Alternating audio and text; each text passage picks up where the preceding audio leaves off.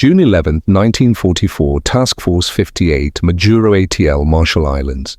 The signal bridge. Radio static crackled across the carrier wave frequency as encrypted operational orders transformed into tactical directives. Operation Forager commence, proceed to Marianas. Execute air superiority operations against Japanese positions. Saipan, Tinian, Guam. Maintain fleet readiness for anticipated enemy carrier response. Vice Admiral Mark Andrew Mitch lowered his binoculars and turned to his operations officer. 15 fleet carriers, 7 battleships, 21 cruisers, 69 destroyers. The assembled task force represented the largest concentration of naval aviation power ever assembled. What none of them could fully anticipate was that this single operation would trigger the most devastating carrier battle in naval history, effectively destroying Japanese naval aviation forever. The Pacific War had taught American planners that aircraft carriers were not just mobile airfields. They were the decisive weapons of modern naval warfare. Control the skies and you controlled the seas. Control the sea so you could project power across the vast Pacific distances that had once protected Japan. The Essex-Class carriers represented America's industrial answer to the strategic equation of Pacific warfare. Task Force 58 cut through Pacific swell sat 25 knots. The massive Essex-Class carriers displacing 2,700 tons of seawater at standard load. Each ship stretched 872 ft in length, with a beam of 93 ft. Vice Admiral Mitchell stood on the flag bridge of USS Lexington, studying the formations spread across 40 miles of ocean. His command included 7 Essex-Class carriers: USS Essex, USS Yorktown, USS Hornet, USS Bunker Hill, USS Wasp, USS Lexington, and USS Enterprise, along with 8 Independence-class light carriers, including USS Belleau Wood, USS Bataan, USS Metairie, USS Cat, USS San Jacinto, USS Princeton, USS Langley, and USS Cowpens. Each Essex-class carrier housed 448 men and an air group of 90 aircraft. The ships carried 4 squadrons, 36 F-6F Hellcat fighters, 36 SB-2C Hell dive bombers, and 18 TBF Avenger torpedo bombers. The mathematics of carrier warfare were elegant in their simplicity. 100 aircraft operating from mobile platforms that could position themselves anywhere across the Pacific. Each carrier possessed 4 elevators capable of cycling aircraft between the hangar deck and flight deck in 45 seconds. The flight deck catapults could launch an aircraft every 30 seconds during surge operations. Captain R. Lee Burke, Mitch's chief of staff, had calculated the tactical implications with characteristic precision fighters to intercept. The new Grumman F-6 F-3, Hellcats armed with 650 caliber machine, guns carrying 400 rounds per gun, climbed toward the incoming raid. Lieutenant Alex Vasu, flying from USS Lexington, was among the first to engage, an ace with 12 previous victories. Vasu would later describe the interception. "I couldn't believe it. They were flying in perfect formation like it was an air show. No weaving, no cover, just straight and level. In 8 minutes of combat, Vasu shot down 6 Japanese aircraft, becoming Anis in a day. The Japanese strike leader, Lieutenant Commander Akira Tarui from Carrier Taiho, had never faced radar-directed fighter interception. His pilots, averaging 150 hours flight time, were unprepared for the coordinated Hellcat attacks. American fighters engaged from above and behind using superior speed and firepower to devastating effect. Of 69 aircraft in the first wave, 42 were shot down before reaching the American fleet. At 0910, submarine USS Albaor fired 6 torpedoes at Carrier Taiho from 5,000 yards. 1 torpedo struck the carrier's aviation fuel system, causing vapor leaks that would prove fatal. Damage Control Officer Commander Utaka Kobayashi ordered ventilation systems reversed to clear the fumes, inadvertently spreading aviation gasoline vapors throughout the ship.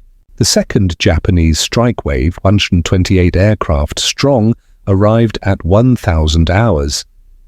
Radar-directed Hellcats intercepted at 60 mi from the fleet.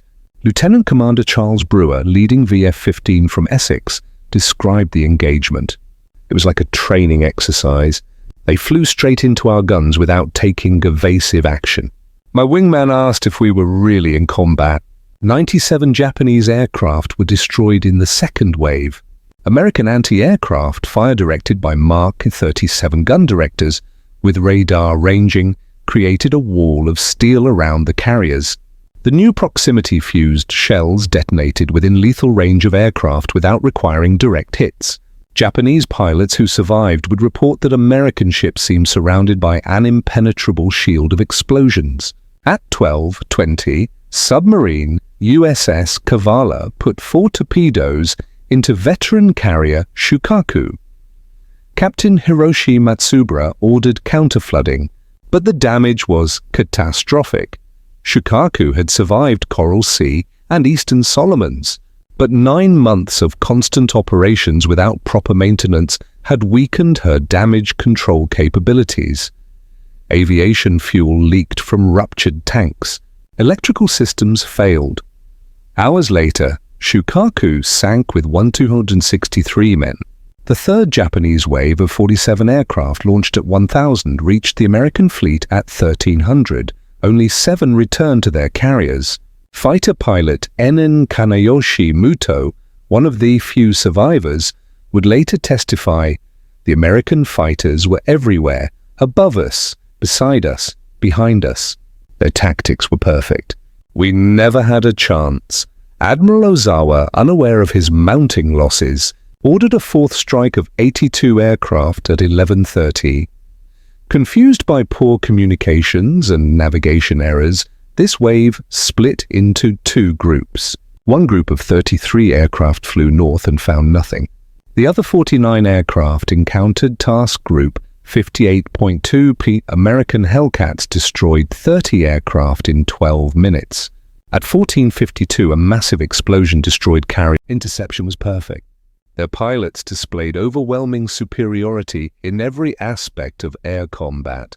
Our attacks were defeated before they could reach effective range. The mobile fleet air groups have ceased to exist as a combat force. The Essex-Class carriers had validated the American approach to naval warfare through industrial mass production. Each ship incorporated lessons learned from previous combat. Improved. Ventilation systems prevented the accumulation of explosive vapors. Enhanced. Damage control training meant that even severely damaged ships, like USS Franklin and USS Bunker Hill, would survive attacks that would have sunk earlier designs. Production statistics revealed the futility of Japanese resistance. By June 1944, American shipyards had commissioned 7 Essex-Class carriers with 17 more under construction.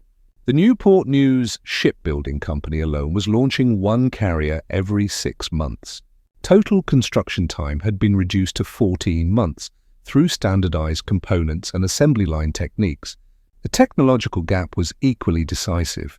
American radar systems provided 100 minutes detection ranges with height-finding capability. The Mark 37 gun director with Mark 12 radar could track aircraft at 40,000.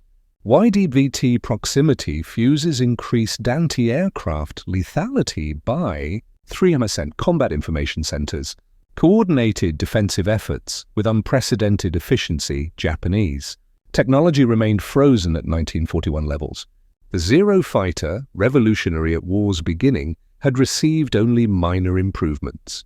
Radar systems were primitive and unreliable. Communications equipment was obsolete.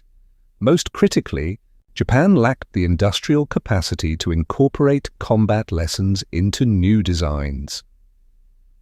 Training programs revealed the strategic divergence between the combatants. The U.S. Navy Training Command operated 14 air stations with 10,000 training aircraft. Monthly pilot production exceeded losses by a factor of 3. Each pilot progressed through primary, basic, advanced, and operational training phases. Combat veterans rotated home ACE instructors, ensuring tactical lessons were immediately incorporated into curriculum.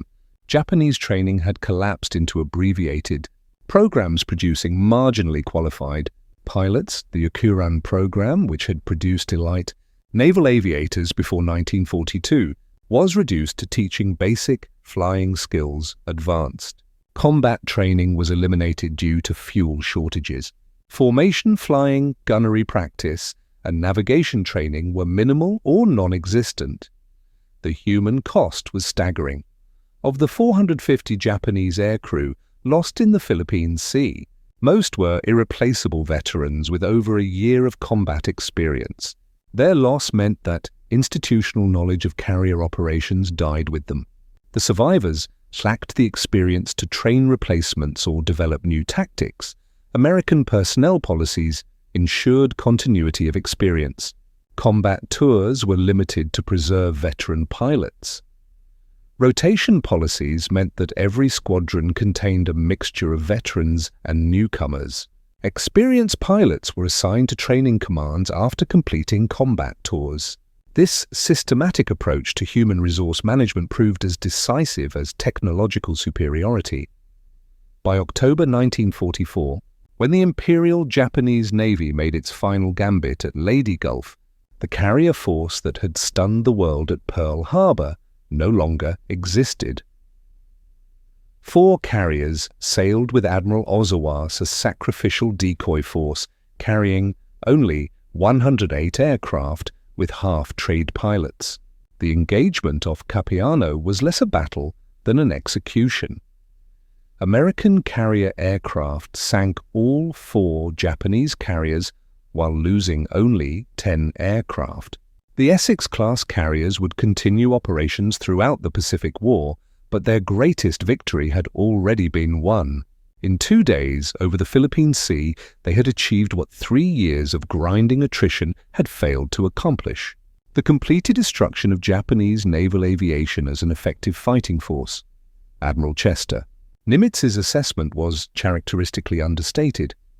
The Essex-Class carriers and their air group Alps represented American industrial democracy at war. Mass production, technological innovation, and systematic training created a weapon system that the Japanese could neither match nor counter. The Battle of the Philippine Sea was not just a tactical victory, but a validation of the American approach to modern warfare. The legacy extended beyond World War II. 4 Essex-Class carriers were completed, serving through Korea, Vietnam, and into the 1970s USS Lexington, survivor of the Philippine Sea Battle, remained in commission until 1991, a testament to the robust design that had revolutionized naval warfare. In the depths of the Pacific Ocean, 3 Japanese carriers rest on the seabed, their aircraft still in their hangars, their pilots at their stations. They stand as monuments to the last moment when individual skill and courage might have overcome industrial mass production. But mathematics, Ace Executive Officer Williamson had understood, was inexorable. The Essex-Class carriers had not just won a battle. They had demonstrated that future naval warfare belonged to nations capable of mobilizing industrial democracy, technological innovation, and systematic training on a massive scale. The Philippine Sea marked the end of an era when naval aviation was an art practiced by elite warriors. The future belonged to nations that could transform warfare into an industrial process where victory was determined not by individual heroism but by production statistics, training hours, and technological specifications. The Essex-Class carriers, products of American shipyards and crewed by citizen sailors, had forever changed the nature of naval warfare.